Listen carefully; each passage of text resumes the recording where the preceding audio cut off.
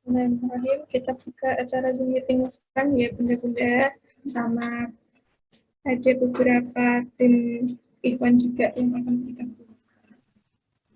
Assalamualaikum warahmatullahi wabarakatuh. Waalaikumsalam warahmatullahi wabarakatuh. Selamat siang semuanya, salam sejahtera untuk kita semua. Perkenalkan, saya Naili Sering selaku moderator atau sebagai admin Ramil Azuriyah pada acara hari ini. Yang kami hormati Bunda Milik Kurniawati AMT Club selaku pemateri yang kita nantikan materinya. Kemudian yang kami hormati pula para staf yang telah memberi support dari awal hingga sekarang, dan tak lupa kami ucapkan banyak terima kasih kepada seluruh peserta Zoom meeting Ramil Azuriyah yang telah meluangkan waktunya.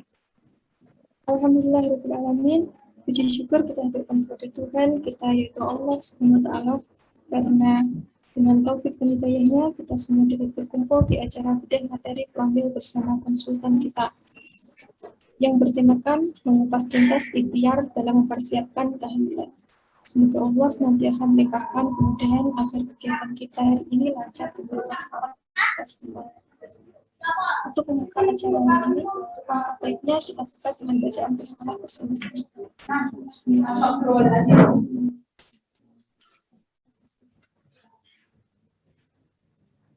Materi yang akan kami bahas pada hari ini yaitu ada 3 poin penting. Yang pertama yaitu melihat dan mengetahui tips masa subur dari pria dan wanita. Yang kedua, tips pola hidup sehat yang baik untuk hamil. Kemudian yang ketiga yaitu membahas penyakit yang dialami oleh sebagian besar wanita di Indonesia, yaitu penyakit endometriosis. Kepada Bunda Lilik Kurniawati selaku materi, kami persilakan waktu dan tempatnya.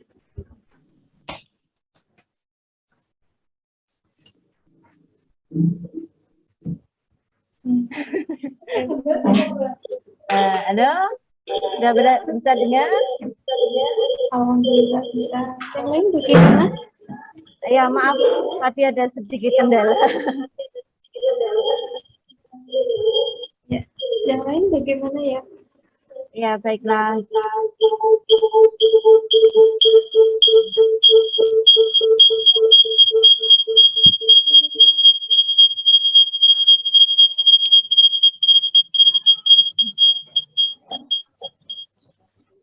Baiklah, di sini saya akan mencoba untuk menyampaikan atau mengulas tentang promil ya. Sebelumnya perkenalkan. Halo? Iya. Ya, perkenalkan di sini saya akan memperkenalkan diri saya terlebih dahulu. Nama saya Lilik Kurniawati, saya bidan di klinik Al-Fatah, Pratama Al-Fatah di Kudus, dan juga sebagai klinik praktek mandiri di rumah. Saya akan menyampaikan tentang promil, sedikit mengulas tentang program promil ya. Di sini saya dikasih materi oleh Mbak adminnya, yaitu mengupas tentang ikhtiar dalam mempersiapkan kehamilan. Next. Apa sih promil itu? Promil atau sering disebut juga dengan program hamil, yaitu merupakan suatu usaha yang dilakukan pasangan agar dapat segera diberikan keturunan. Sebelum memasuki program promil, saya akan sedikit menjelaskan tentang masa subur pria dan wanita. Bukan hanya wanita saja ya yang memiliki masa subur, tetapi pria juga memiliki masa subur yang hampir sama dengan wanita. Bedanya, kalau wanita itu memiliki masa subur yang lebih lama, antara 2-3 hari selama 1 bulan setelah berakhirnya masa menstruasi.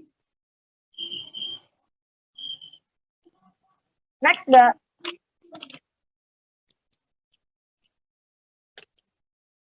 Pria juga memiliki masa subur hampir setiap hari, di mana masa subur pria merupakan kondisi saat sperma berada dalam jumlah yang sangat banyak dengan kondisi yang sangat baik. Untuk mengetahui tingkat kesuburan pria itu banyak sekali macam-macamnya dan banyak sekali dipengaruhi oleh beberapa faktor. Yang saya kupas di sini hanya 6 yang saya angkat. Yang nomor satu, kualitas sperma. Kuantitas sperma. Apa sih yang dimaksud dengan kuantitas sperma? Yaitu idealnya kalau seorang pria itu melakukan ejakulasinya itu akan mengeluarkan 15 juta lebih sel sperma setiap per mililiter. Yang kedua, waktu puncak produksi sperma. Waktu puncaknya itu pada saat apa ya? Kalau ibu-ibu mungkin belum ada yang mengetahui, waktu yang baik untuk memproduksi sel sperma pria itu sekitar pukul 4 pagi sampai 7 pagi. Yang ketiga, waktu keluarnya sperma.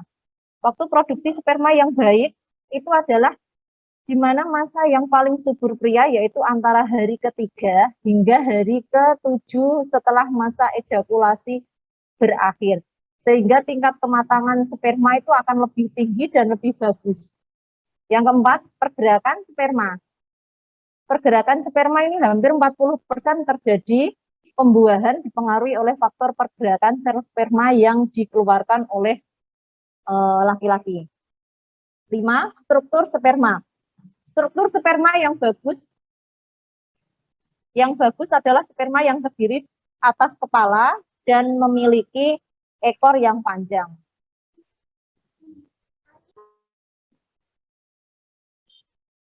Yang memiliki ekor yang panjang. Yang keenam, kondisi musim.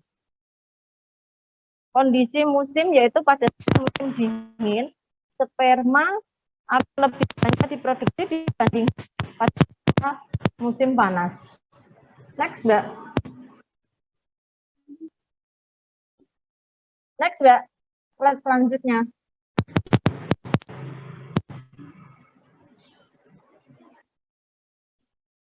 Next, Mbak.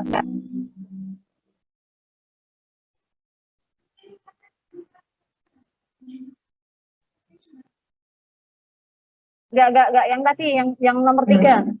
Slide yang nomor 3. Siklus menstruasi terjadi pada waktu antara 21 sampai 35 hari. Apa sih yang disebut masa subur? Masa subur atau ovulasi adalah masa ovum atau sel telur pada wanita mulai tumbuh dan berkembang di dalam ovarium atau rahim. Saat ovum sudah matang, maka ovariumnya akan melepas ovum atau sel telur tadi. Masa ovulasi berlangsung antara 12 sampai 14 hari di hari pertama saat menstruasi. Masa subur wanita terjadi pada hari ke-10 sampai hari ke-17 sejak berakhirnya menstruasi. Next.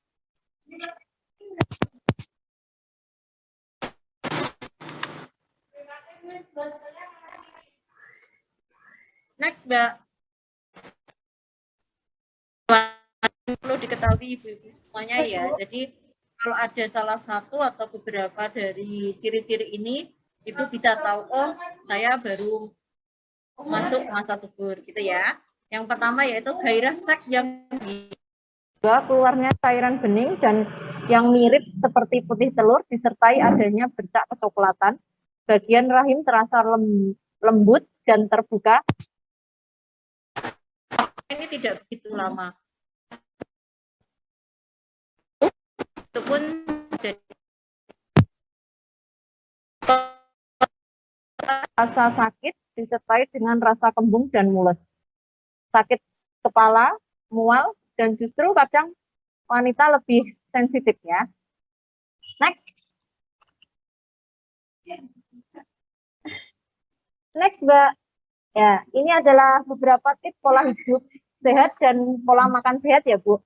Yang pertama, menerapkan pola hidup sehat. Kedua, mengkonsumsi cukup, melakukan olahraga,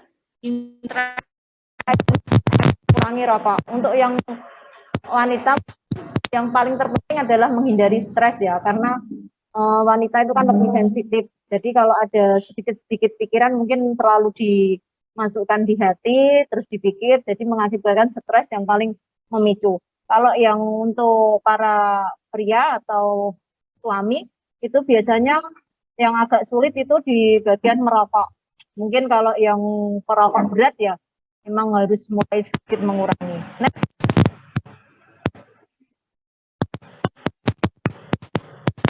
Penyakit yang sering derita selama banyak sekali ya, sklerosis, gangguan hormon, kanker, penyakit autoimun, diabetes, atau jelaskan yang poin pertama aja. Itu yang dimaksud endometriosis. Next.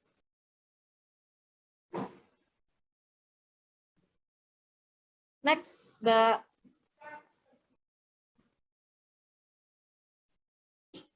Endometriosis adalah peradangan yang disebabkan oleh pertumbuhan dinding rahim yang terjadi di toba falopi atau saluran telur. Gejalanya dan penyebabnya itu sering nyeri di perut bagian bawah dan panggul. Volume darah yang berlebihan saat menstruasi, saat buang air besar atau buang air kecil itu terasa sakit. Ini biasanya terjadi pada wanita. Pengobatannya itu macam-macam. Pemilihan pengobatan tergantung tingkat keparahan dan apakah penderita masih ingin memiliki anak. Pengobatannya itu bisa meliputi pemberian obat antiinflamasi non-steroid. Yang kedua, terapi hormon untuk menghentikan produksi hormon estrogen. Karena pada penderita endometriosis itu hormon estrogennya akan meningkat.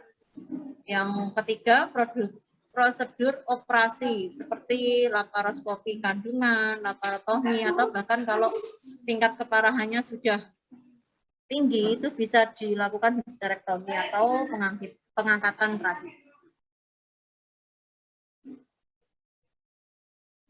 Next, Mbak.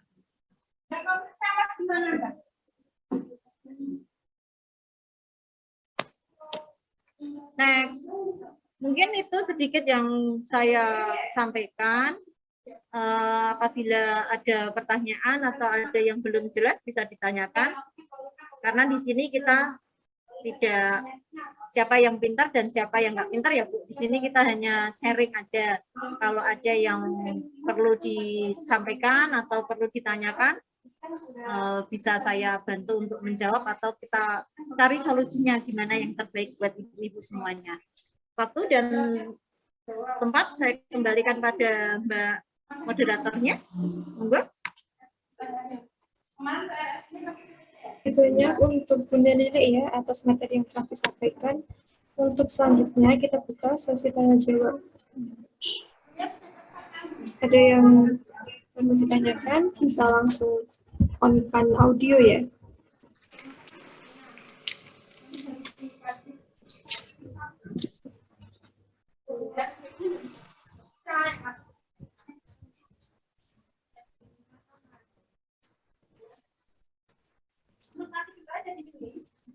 Kalau dari BPJS itu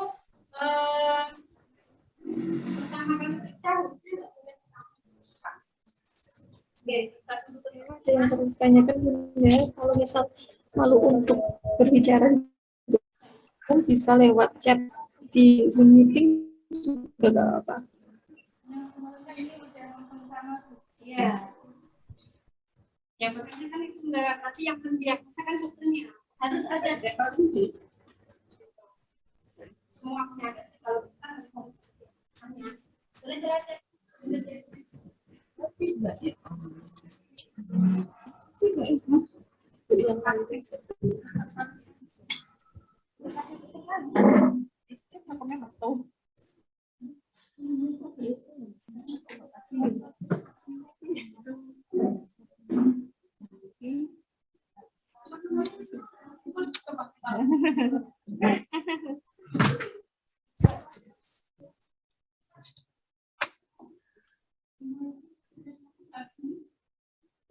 Ayo monggo kalau ada yang mau ditanyakan, nggak usah takut atau nggak usah malu.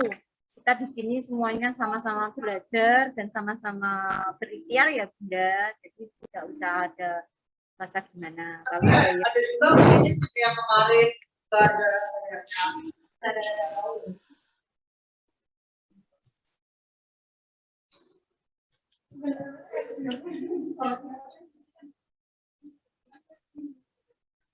Nah, Lili, ini ada pertanyaan tapi by chat Zoom ya, dari Bapak Setyo Budi Hermanto. Ya. Dengar suara saya, Bu Lili? Ya, gimana? Iya. Ini ada yang tanya, Bu, dari chat Zoom, dari Bapak Setyo Budi Hermanto. Iya, yang dipertanyakan apa? Pertanyaannya, tahapan apa saja untuk pengecekan kondisi rahim wanita? Soalnya, istri saya baru mengecek kondisi rahim melalui OSG saja. Kira-kira perlu pengecekan apa lagi? Gitu, Bu. Pengecekan rahim ya. Ya, Ya, selanjutnya. selanjutnya dari Bunda Nur Faidah. Ingin bertanya bagaimana ciri-ciri pembuahan yang berhasil dan kapan mulai terlihat garis 2? Bagaimana ciri-ciri? Ciri-ciri pembuahan yang berhasil.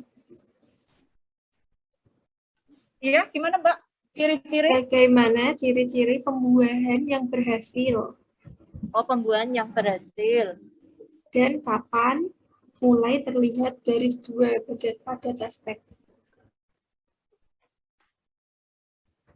Dan kapan waktunya? Ya, terlihat garis 2. Ya. Ya, sudah, Bu.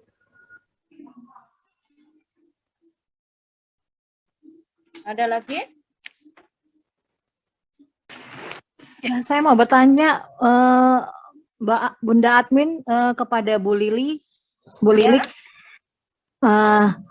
Bu, saya mau nanya, Ya. kalau tadi kan pertanyaan Bunda yang satu lagi itu sama sih dengan pertanyaan saya. Terus saya kan ikut promil kan, di sini kan kena ajuan mertua saya, kemarin saya sudah beli dari Bunda Admin, jadi tapi saya merasakan kayaknya kayak udah pembuahan, tapi tidak seperti biasa gitu, maksudnya efek sakit badan gitu, mual, kram perut. Tapi saya kemarin tanya, apakah ada keputihan atau flek ya kalau kita misalnya hamil muda, tapi belum terlambat datang bulan, Bunda Lilik gitu maksud saya. Setelah saya. dicek di minggu berikutnya? Oh begitu, maksudnya kalau setelah datang bulan aja dicek dulu ya Bunda?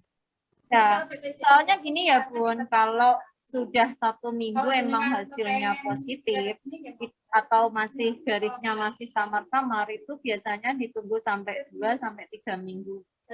Kemudian baru kita cek lagi. Biasanya kalau emang benar-benar sudah positif, itu nanti hasilnya akan lebih jelas. Soalnya pembuahan kan belum tentu menempelnya seutuhnya, baru nempel sebagian. Jadi kalau pas di suspek biasanya masih negatif atau samar-samar. Hasilnya 2 tapi samar-samar atau bahkan baru 1. Jadi ditunggu maksimal 1 bulan lagi, nanti kita spek lagi. Pembuahannya itu kira-kira seminggu sebelum datang bulan itu sudah terjadi kehamilan enggak ya Bunda ya? Karena kan kita merasakan badan yang tidak biasa kita rasakan gitu, tapi kan waktu datang bulannya belum gitu, belum Biasanya seminggu lagi gitu. Apakah perasaan itu ada gitu? Tanda-tandanya sudah ada yang menyerupai. Sudah ada yang menyerupai kayak hamil, tapi belum ada tanda pastinya. Untuk memastikannya kan harus ditaspek terlebih dahulu, baru setelah itu untuk lebih lanjut kan untuk mengetahui di USG gitu. Oh baik. Apakah nanti kalau misalnya kita kan belum tahu hamil ya, apakah kita harus ini ya, enggak boleh kerja keras atau enggak boleh ngangkat-ngangkat berat seperti itu ya Bunda, supaya menjaga gitu, karena kan kita belum tahu nih hasilnya, padahal perasaannya atau bawaannya sudah kayak orang hamil gitu. Biasanya kita istirahat dulu. Sebentar ya, istirahat dulu, ada azan, soalnya tempat prakteknya lagi dekat musola. Ya, Baik, sebentar. Bunda. Halo Mbak Admin. Ya, Bunda. Ya, break dulu sebentar. Ya.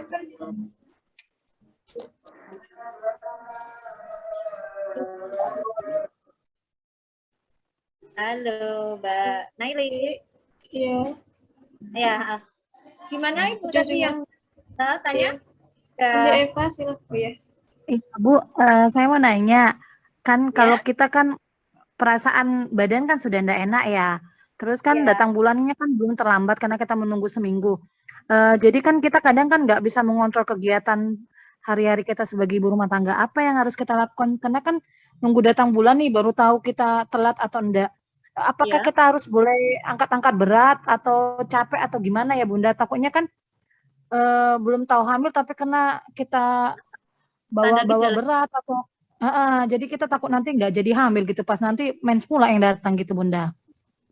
Ya, kalau biasanya kalau seperti yang Ibu Eva alami itu bisa ya pekerjaannya dikurangi, aktivitasnya dikurangi untuk membatasi aja dan untuk berjaga-jaga biar tidak terjadi hal-hal yang tidak diinginkan. Jadi kita boleh beraktivitas, boleh melakukan kegiatan sehari-hari yang biasa kita lakukan apa, dilakukan aja. Yang penting pokoknya tidak terlalu berat dan tidak terlalu capek. Gitu. Baik Bunda, terima kasih. Ya, Jadi intinya tadi Bunda Eva boleh apa iya. tidak melakukan tes pack, kira-kira tes pack sekarang gitu. Yang pertama tadi ya, pengecekan rahim itu loh. Dari siapa tadi? Iya. Yang ada di chat Zoom, Bu. Ya, Ya, pengecekan kondisi rahim wanita itu melalui apa saja? pada wanita gitu ya. Kondisi rahim. Ya, pengecekan rahim pada wanita itu banyak sekali dilakukan. Salah satunya yang biasa kita lakukan kan USG. Tapi selain USG juga banyak sekali pemeriksaan yang perlu dilakukan. Yang sering dilakukan yaitu HSG atau hysterosalpingografi. Ini adalah untuk mengetahui atau memeriksa kondisi organ reproduksi wanita. Itu biasanya nanti di foto ronsen. Tujuannya untuk mengambil gambar bagian dalam rahim dan tuba falopi dan sekitarnya, apakah dalam kondisi baik atau kondisi ada masalah gitu biasanya. Dengar, Mbak?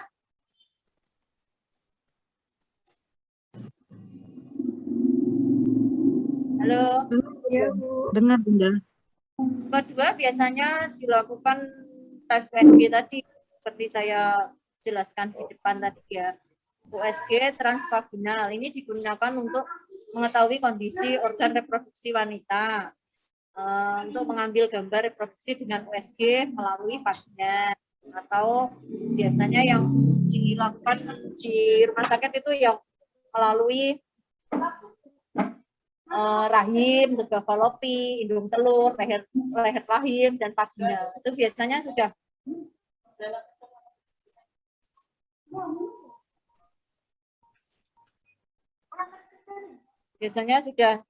jelas kelihatan. Untuk yang kedua, Bun, ciri-ciri pembuahan yang berhasil itu seperti apa? Halo? Yang terjadi pembuahan di rahim. Ciri-cirinya apa? Yang terjadi itu tadi hasil tes pack-nya positif atau bisa muncul adanya tanda-tanda kehamilan yang hampir mirip dengan tanda-tanda kehamilan. Ciri-cirinya yang ciri-ciri fisik pembuahan yang berhasil itu biasanya terjadi perdarahan atau sering kayak plek-plek itu ya Bun. Itu biasanya terjadi kondisinya itu bisa 1 sampai 3 hari berlangsung, terjadi 1 minggu saat menstruasi atau sebelum menstruasi terjadi. Terus perut terasa kram, adanya keputihan atau keluar bulir, perubahan suhu tubuh basal. Ini perubahan yang cukup mendasar untuk mengetahui ibu hamil selama siklus menstruasi. Terus biasanya yang paling identik itu sering mual dan muntah. Bahkan bisa sampai pusing. Terus waktunya kapan? Waktu untuk mengetahui bisa garis 2 gitu ya Mbak tadi? Ya, Biasanya itu bisa sampai 2-3 minggu pasca menstruasi terakhir. Kadang biasanya bisa sampai garisnya tebel, itu bisa 1 bulan. Itu pasca pembuahannya benar-benar positif itu biasanya ditunggu sampai 1 bulan. 1 bulan kemudian. ya. Kita biasanya Itu itu kan seandainya di tes packnya sebelum masa head selanjutnya itu boleh. boleh, enggak apa-apa. Jadi akuratnya itu sekitar minggu keberapanya kayak gitu loh Bu. Oh, lebih akuratnya itu biasanya minggu ketiga atau sampai minggu keempatnya. Jadi kalau ibu-ibu Apa sekarang jadi nggak usah nunggu telat ya Bu ya. enggak usah. Biasanya ibu-ibu kalau sudah telat kan pada langsung panik dulu. Oh, aku udah positif gitu. Nanti di tes pack hasilnya paling 1 garis kan gitu. Itu belum terjadi pembuahan yang sebenarnya, baru pembuahannya proses, baru menuju pembuahan yang benar-benar terjadi. Jadi kalau sudah telat 1 minggu atau telat 10 hari, itu nggak usah di tes pack dulu. Nunggu sampai dari minggu ketiga atau sampai minggu keempat, itu biasanya nanti sudah valid hasilnya. Jadi kalau harus nunggu telat. iya, nunggu telat dulu. Sambil diamati apa ada tanda-tanda terjadinya kehamilan atau tidak itu tadi. Faktor-faktor poin-poinnya tadi. Ada mual, ada pusing, biasanya kan didukung dengan itu. Kalau ciri-cirinya sudah menyerupai atau sudah dirasakan ya berarti ini mungkin aku hamil, tapi nanti nunggu 1 minggu atau 2 minggu lagi lah saya tes pack gitu. Insya Allah nanti hasilnya bisa langsung lebih akurat daripada 1 minggu di tes pack, hasilnya negatif, 1 minggu lagi di tes pack. Kan nanti malah membuat kita kecewa gitu. Lebih baik ditunggu dulu sampai benar-benar dia pembuahannya benar-benar sudah jadi, nah baru kita tes pack gitu. Ini ada lagi yang bertanya dari Bunda Dwi Sulistiani. Ya. Ya. Pertanyaannya, berapa jangka waktu wanita untuk mengalami ovulasi yang sempurna? Ya. Kiranya Bunda Dwi. Iya, itu biasanya waktunya itu berkisar antara 12 sampai 14 hari sebelum hari pertama menstruasi berikutnya. Atau sekitar 2 sampai 3 mingguan. Sebelum hari pertama head berikutnya. Ya. Jadi gimana? Lebih jelasnya itu seperti apa juga Bu? Dari head, seandainya kita itu head hari ini, gitu ya, head pertama. Jadi masa ovulasi yang sempurna itu 12 sampai 14 hari dari head yang sekarang gitu ya. Yang sekarang. Seperti itu. Ya seperti Itu itu. Nah, itu patokannya. Biasanya mundur-mundurnya ya 1-2 harian lah baru terjadi ovulasi. Patokannya itu antara sekitar 12 sampai 14 hari. Sampainya itu 14 sampai ke hari 14 aja Bu, nggak bisa mundur lagi sekitar 1 minggu itu nggak sempurna. Kadang ada yang berkisar antara 12 sampai 16 hari sih Mbak. Tergantung ibunya, tergantung wanitanya. Soalnya hormon wanita kan beda-beda. antara ibu satu dengan ibu yang lain kan beda-beda. Ada yang hormonnya itu lebih baik atau hormonnya ini yang lebih kurang gitu kan, gantung hormonnya ibunya.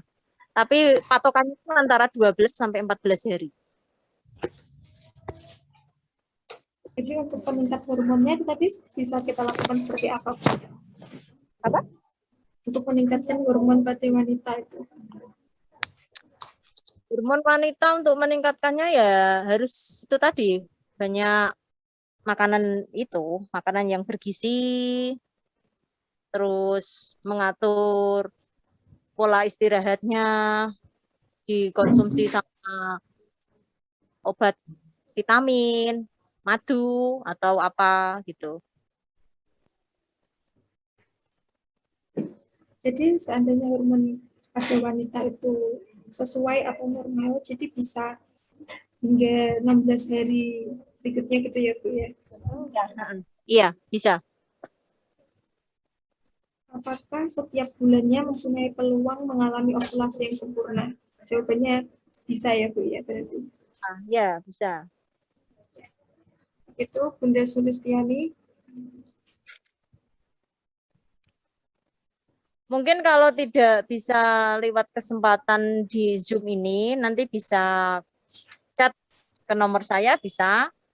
Jadi sewaktu-waktu kalau mau tanya, untuk lebih jelasnya, untuk lebih gamblangnya Ibu, nanti bisa dipahami seperti apa, nanti bisa chat saya langsung aja. Kalau lewat Zoom kan ada waktunya, dibatasi waktunya, mungkin saya jawabnya juga poin-poinnya aja. Untuk lebih jelasnya nanti bisa minta Mbak Nailis selaku adminnya untuk chat saya langsung aja, enggak apa-apa. Jadi nanti jika ada yang ingin tanyakan hal di luar materi juga boleh ya Bu ya? Boleh, enggak apa-apa. Ya, Ya. bagi peserta sini. Di grup ini kan emang dari awalnya kita sama-sama ikhtiar, sama-sama membantu ibu-ibu yang lagi menjalankan program hamil gitu kan. Jadi enggak ada tuntutan atau enggak ada waktu lah. Saya mau tanya tapi udah gini. Insya Allah kalau saya pas bisa bales, kalau di chat ke WA kan saya bisa bales kapanpun, pasti saya bales. Tapi kalau lewat Zoom kayak gini kan memang terbatas waktu ya. Saya ini juga ngisinya juga di tempat kerja, jadi enggak juga harus sesuai dengan waktu gitu ya. Nanti Ini udah cukup. Ada yang siang hari ini berarti dapat kata-kata yang kurang berkenan di hati peserta sekalian. Kami ucapkan mohon maaf yang sebesar-besarnya. Semoga ikhtiar dan doa Bunda serta Ayah dapat segera dikabulkan oleh Allah SWT. Dan semoga ilmu yang kita sampaikan tadi dari awal hingga saat ini bisa bermanfaat dan bisa menjadi amalan baik untuk kita semua. Wabillahi taufiq wal hidayah. Wassalamualaikum warahmatullahi wabarakatuh. Waalaikumsalam warahmatullahi wabarakatuh.